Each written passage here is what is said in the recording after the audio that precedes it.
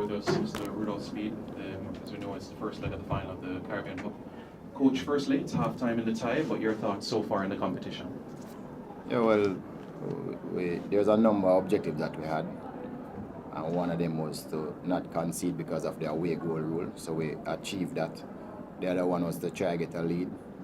We didn't get a big enough lead as we would have wanted, but I'll take what happened today anytime over another score. All right, so we can open the floor now for questions. Yes, Mr. Speid, you talk about getting the big enough lead.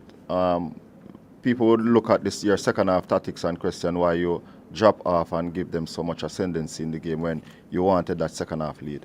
Yeah, but we had to take off, our most productive player, Dwayne Atkinson, because he's struggling. So we just thought he gave us the assist in the first half, and he's really struggling. So why keep him on? So we just decided to pull him, and then we went to a defensive game, which most people were saying we don't have this year, and was able to hold it out. But we still got other chances, could have double the lead, but that's how the game is. Yes, looking on to the second leg though, Mr. Speid, one goal going to Damrek. Have much confidence in that type of lead?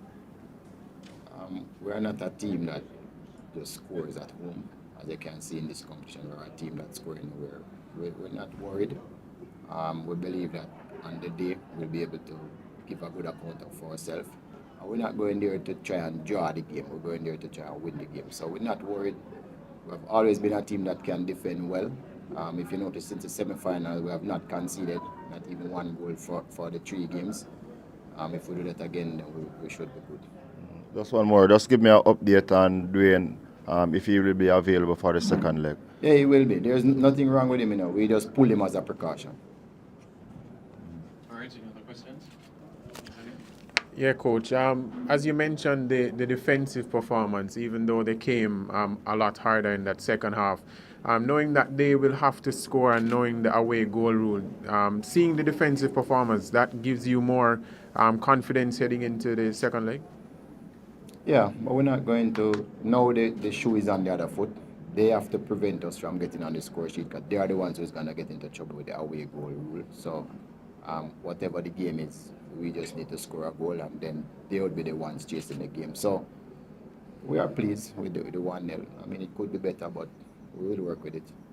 Yeah, knowing that you already played a semi-final in the Dominican Republic, does it make it easier getting used to the conditions and playing?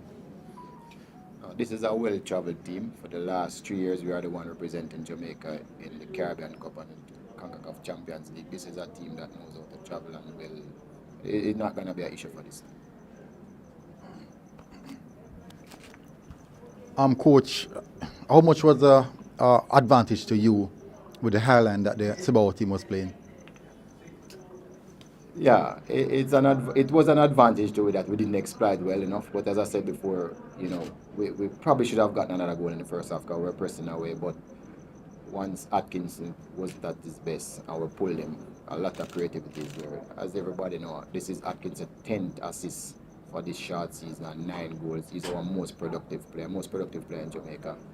It was just a big miss, and I think that is the reason why the score is probably only 1. So based off that, you would have seen a team look like with and without Atkinson. What are the preparations put in place now for the next game in the event you don't have him? No, he'll be ready. There was nothing wrong with him. We'll just fix him up some more and he'll be ready to play in that game, and we won't pull him.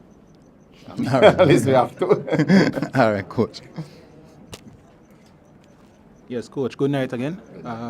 So it seemed that, especially in the first half, the Cibao team was targeting your right-hand side of defense.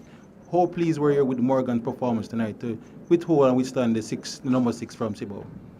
No, I thought it was really on the other side, the Ian's word and Avery, who was literally playing left back a lot of the times because of that interplay between the right back and the right winger on that side, which they really did a good job. They were probably the most dangerous side.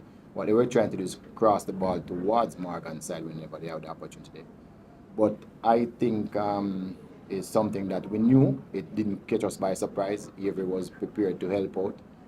But now that we have seen it with our eyes, I think we'll be able to cope better next game. All right, coach. And there were some talks in the JPL that your team struggles with aerial balls into the box, but you can see in the second half you guys deal with it well.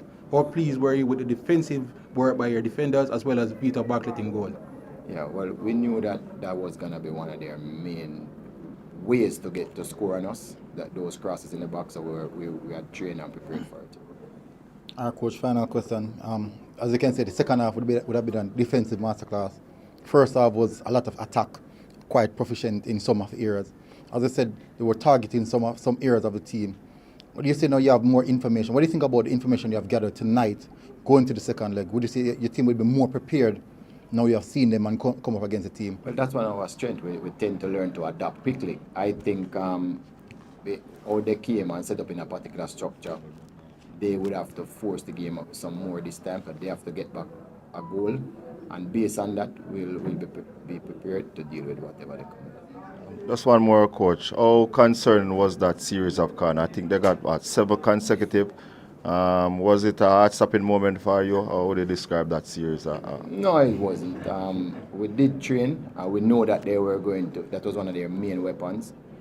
So, you know, corners are sometimes somebody get a lucky break and it could score. So, it's a part of the game. I mean, if they had scored, it wouldn't have been the worst thing that could happen to us if we even went back with a 1-1. So, I wasn't really worried.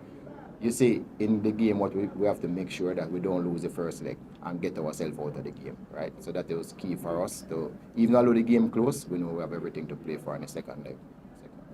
All right, thank you, coach. Yeah, well,